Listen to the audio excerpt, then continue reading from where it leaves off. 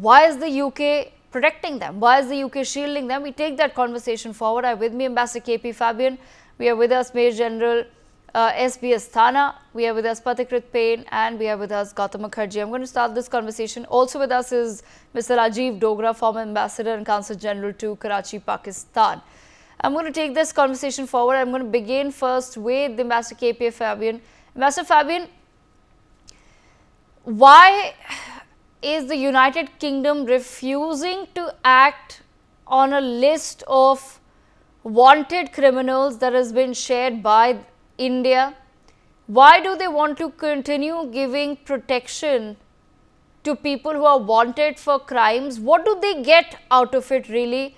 Because the day some of these people start indulging in criminal activities on UK soil, who's really going to suffer? It's not going to be the Indian public that's going to suffer.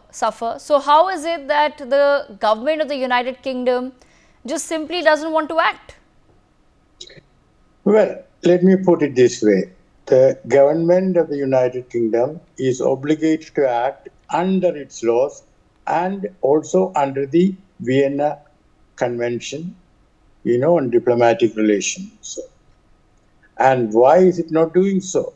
In Canada, there is not an excuse, but there is an explanation that the Sikhs have a level of political force. That is not the case in UK. So still UK is doing it. So I think it is high time that we tell UK that they should, carry out their obligations. And now that the External Affairs Ministry is there, I'm sure that this would have been taken up.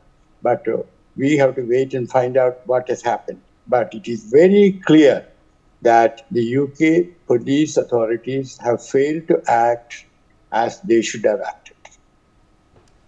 Okay, I'm going to bring in Major Shashi Asthana into the conversation as well. Major Shashi Asthana, why do you think the government of the United Kingdom refuses to act on some of these criminals and people, shared on a wanted list with the UK? Are they waiting for them to perhaps start creating trouble on UK soil to the UK public first?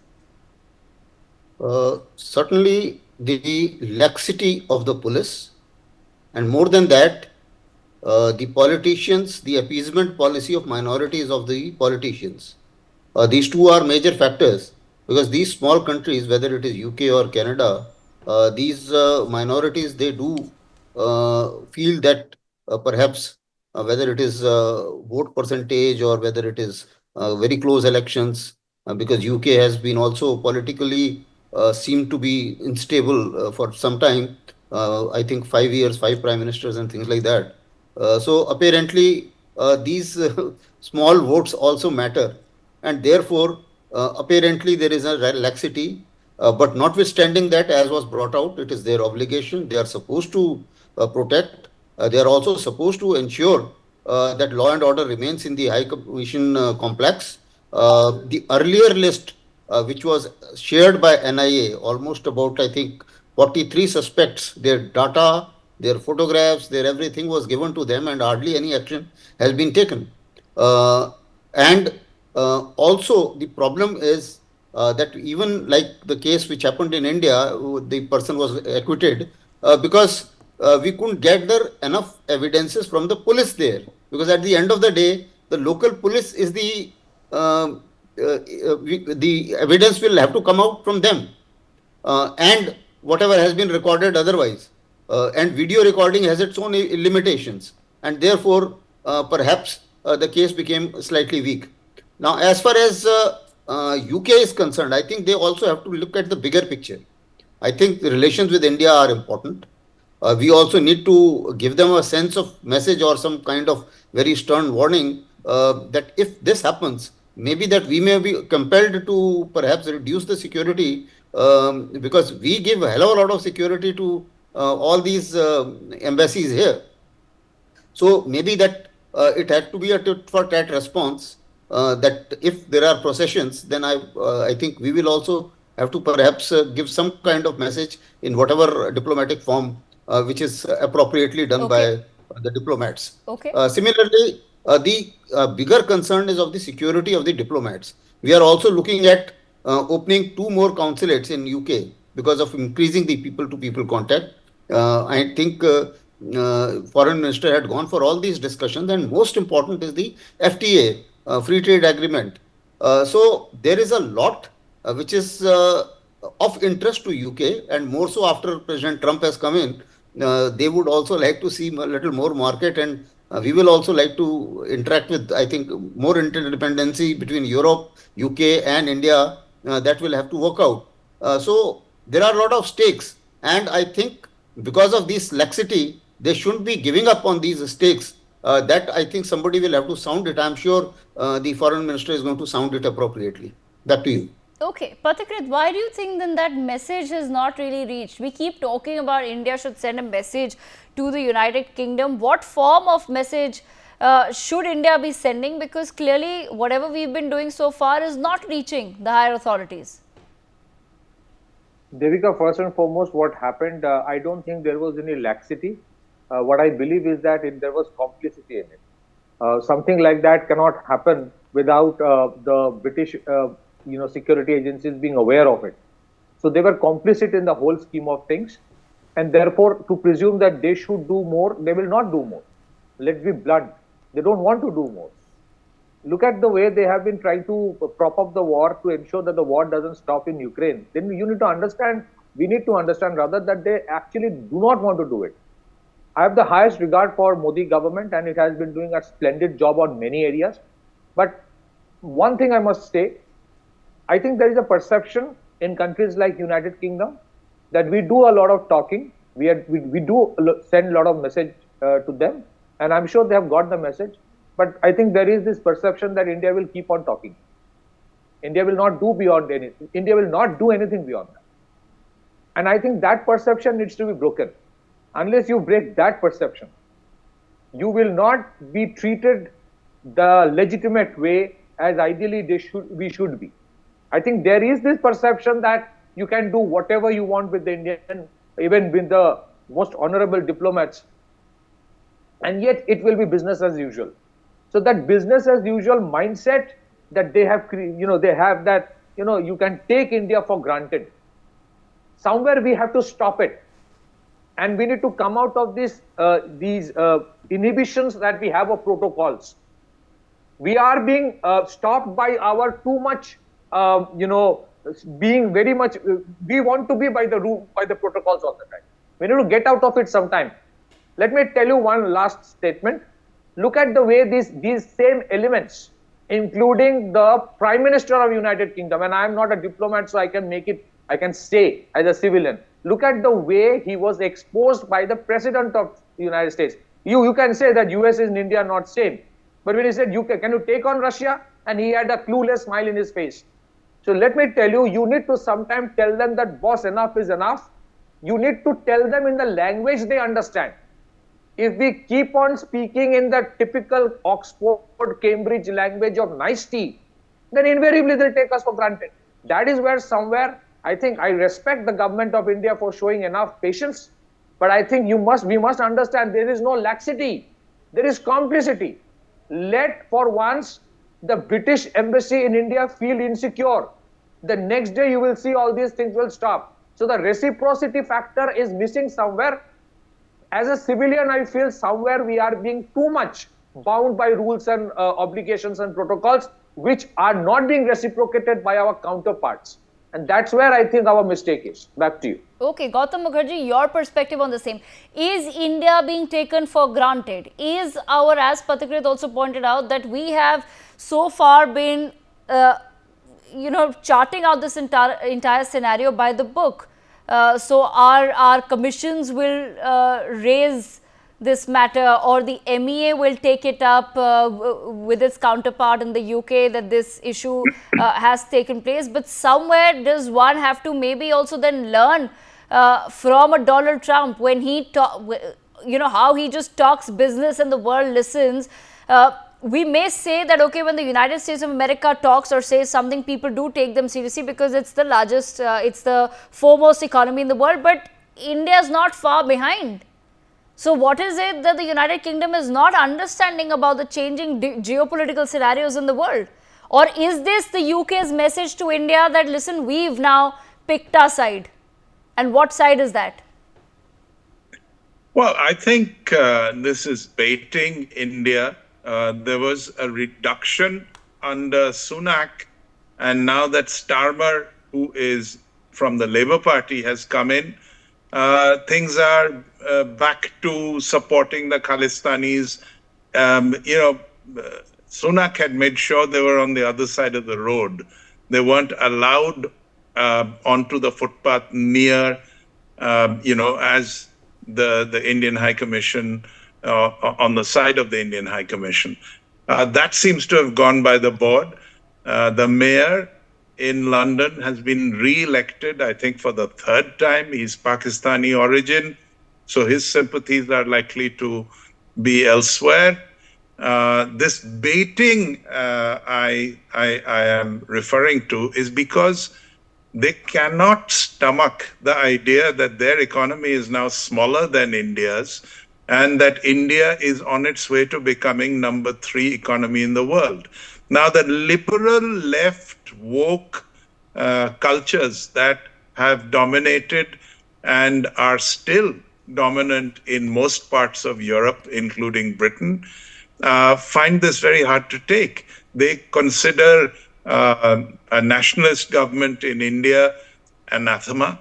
They want to encourage the Khalistanis, the Islamists, the people from Pakistan who are talking about Kashmir, and all of this as a method to pressure India. It is not helping them any, but they are dyed-in-the-wool leftists. This is what happens. Why are they supporting Ukraine? Because they cannot stomach Russia. And what are they doing? They are shell-shocked with what Trump is doing to them, but they can't help it. They can't stop Trump. Trump can take them apart, and there's nothing they can do about it, as has been demonstrated by both Macron and Starmer when they visited. They're going to be visiting again, cap in hand. But certainly the world is changing. And I think the Indian MEA is not really all that hidebound by protocol, but is refusing to rise to the bait. There are many issues on which Europe and even the deep state in America, as we have seen, tries to bait us. We've also got China on our borders. We've got Pakistan. Now we've got practically hostile members on every border. How many fires should we fight, and how much reaction should we bring to the table? I think the MEA has already protested it.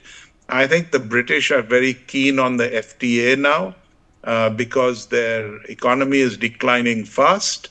They are also very keen on being the chosen partners for the AMCA project. And we are also inclined towards Rolls-Royce because they have a better transfer of technology policy. They're also helping us with our submarines and the aircraft carrier. So, at one level, this is a sort of a split beam. At one level, and in the government hierarchy, they are very keen on developing better relations. At another level, being typically a woke community, they also encourage all of this. And they say, look, we're doing this in the name of democracy. A crackdown, even in the British context, has a political fallout, as one of the panelists just said. And they are reluctant to create that, because Yes. they tend to club together. All of these anti-India fringe elements tend to club together and bring pressure on the British government. So all in all, I think we are determined not to overreact. Okay, all right. I'm going to, on that note, thank all of our guests and introduce Mr. Ambassador Rajiv Dogra, former Indian ambassador to and Constant General in Karachi, Pakistan. Ambassador Dogra, I want to begin by asking you, is the UK deliberately shielding Khalistanis, and if so, then is there a larger message which is being sent to India? Well, you've already given an answer to your question by hinting that yes, UK is shielding the Khalistani elements. Otherwise, they won't prosper the way they have prospered. I mean, it's not a new disease in UK. Khalistani activists, Khalistani protesters, and Khalistani instigators have been in UK since the early 1980s, and they have had a free run so far. But let's put the present incident in context. The External Affairs Minister, Mr. Jaishankar, was not on a private visit. He was not on a secret mission. He had gone there in accordance with an agreement reached between his counterpart in UK and himself that certain official issues have to be discussed. For example, FTA, for example, the opening of 2 new consulates. This is not something which happens every day or every morning. So UK was fully involved in organizing the visit of Jaishankar and also in organizing the event at the Chatham House, which is a think tank financed by UK. So it is not as if they were taken by surprise that the External Affairs of Minister of India walks into a think tank and starts speaking. No, it was a pre-planned visit. It was known to everyone. It was known to the officials, as also I'm sure the security establishment of UK. Normally, an event like this should go without any hiccup. Why was that hiccup allowed, and why were Khalistani elements allowed to come near the Chatham House when the minister was there? Because there's always a chance that one lone activist or one lone terrorist or one lone Khalistani could gate crash and get into Chatham House, and God knows what would have happened. Because UK has a history of having violent incidents against India in its territory. And I'm talking of the diplomat Ravindra Matre, who was kidnapped and brutally killed in 1980s. I'm also talking of a terrorist about whom I personally had an experience. This was Ahmad Umar Sheikh, a student of London School of Economics, who later came to India, kidnapped 5 foreign nationals, including Americans, held them like animals somewhere outside Delhi, and finally, some of them were released and some hostages were freed. But after a lot of exchange of elements that India would not have otherwise released. And what happened to Ahmad Umar Sheikh? He went back to Pakistan, which was really where he came from originally, to UK, or his parents came, and then killed mercilessly an American journalist. So UK is the origin of extremist elements, whether they are Khalistanis or of Islamic inkling. So, there are a lot of answers that UK has to give. And it is not just to the Ministry of External Affairs, because the minister himself was involved. I think the first thing is they should come out with an explanation as to why did they allow this to happen. Why was the gathering allowed to come anywhere near Chatham House at a time when the minister was there? So that's the fundamental issue.